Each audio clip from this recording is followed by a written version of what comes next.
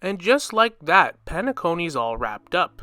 It was a short and sweet story quest that tied up a lot of loose ends, left us with some questions of intrigue, and the next destination of the Trailblaze, where the story seems to be wanting to ramp up from here, and a few teasers to come. But overall, our chapter in Penacony has come to an end. So let's break down 2.3, what it's potentially setting up, some big lore dumps that we actually got, and just where the story's headed. The two biggest things that I felt revealed in this story was the Stellaron Hunters and the IPC. Now let's start with the Stellaron Hunters.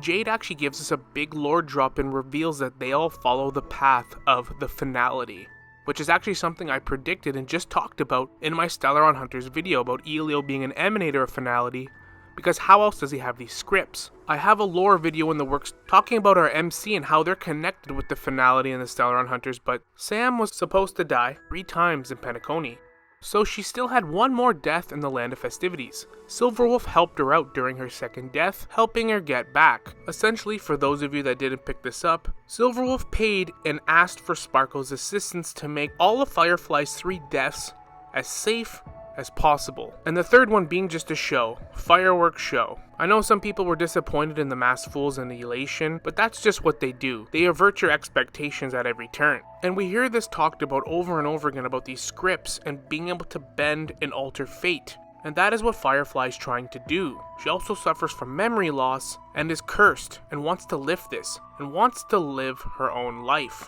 She is definitely the most likely to break away from the Stellaron Hunters. Most of the Stellaron Hunters were promised something in return for their services, but Firefly was just promised to find the answers she seeks if she joined. So at some point, it is very inevitable that she does leave the Stellaron Hunters when she finds that true purpose and finds that cure. Also, it is very more likely now than ever that Sparkle might just be an emanator of Aha, being able to kind of manipulate fate. Knowing the script, that is why Silverwolf sought out Sparkle for this task. Being able to bend fate and bend the script in certain little ways to tweak it in order for it to fall in line with how they want it to play out does show some promise of an emanator. And it is confirmed that Aha talked to Sparkle in person. When an Eon reaches out to you directly, that is a very likely candidate for an emanator. But that is not confirmed, that is just where I think this might be headed.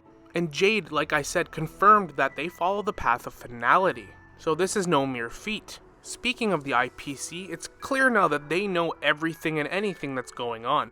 They know about Elio, they know about the Stellaron Hunters and the path they follow. And being that they're actually wanted criminals by the IPC, puts them at odds with each other, and makes a lot more sense when you reread Jade's conversation with Sunday. All the Stonehearts have circumstances that have brought them to the IPC. They've lost their homelands, become slaves, suffered hardships in their own ways. Now they're immensely powerful individuals feeding the corporate machine. In the strategic investment department working under Diamond, who is an emanator of preservation. He created the cornerstones and given them to all of his Stonehearts. And Topaz reveals that each stone has a different ability, and that we never got to see hers yet. But Jade's is revealed to have somewhat of a mind-reading ability. She's able to read the desires of everyone around their stone, and Jade's stone was snuck into Penacony by Aventurine.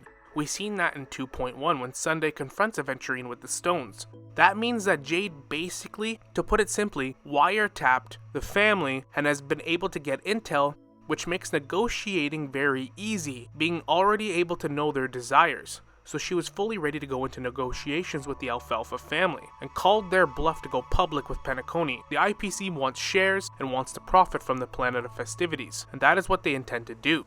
I also know it's been heavily leaked and speculated that Sunday will join the Stellaron Hunters. So why was he talking with Jade? Well, you do always have to take this information with a grain of salt, but here are some possibilities. Sunday, for obvious reasons, would fit very well into the Stonehearts and the IPC.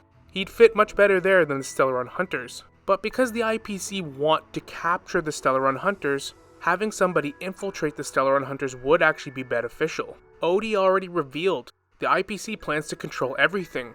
They want everything running through them. They want to be the central hub, banking system, currency. The IPC want a leg into every single planet, trade route, system in the entire galaxy. And Jade straight up even admits it and says, the universe does not need 2 versions of order. In other words, their preservation means having a complete monopoly and control over everything. I'm telling you, the IPC is the most realistic villainous group in any video game I've ever seen. They are legitimately like the BlackRock of Honkai Star Rail. They want to own everything, and then have absolute preservation, being able to control and manipulate how everything is orchestrated. That is their goal. It's order in their own way, which makes Sunday a perfect candidate to join the IPC. And being that he was captured and his plans squashed in 2.2, he's the perfect person to recruit, because all the Stonehearts have circumstances before their recruitment. He's in a vulnerable situation, and now he's in a position where they can leverage him to do their bidding, and he literally has the perfect mentality for the IPC, and because he craves order already, he'd fit right in. So I'm wondering if they'll have him infiltrate the Stellaron Hunters so the IPC can get direct intel. Either that, or he just straight up joins the IPC. That actually makes a lot of sense the more I think about it. We're going to be seeing a lot more IPC, and I think Diamond, their leader, has ambitions far past his corporate allies, as alluded to by Boot Hill and Aventurine. Boot Hill is looking for the other corporate board member, Oswaldo Schneider, who's a board member and head of the marketing department. And according to Aventurine, some of the board heads do not get along at all, and sometimes, in some cases, outright are feuding. That's crazy. So the IPC's top board members and board of directors might not be so close with each other than we thought. They all have ambition, and this is the corporate game after all. It has already been stated multiple times that Diamond wants to keep climbing that corporate ladder. And because the strategic investment has been the forefront of the IPC, representing that faction, I think Diamond might be making a play for CEO. And I genuinely don't think it's a stretch to say he wants complete control over the IPC corporation. That's crazy.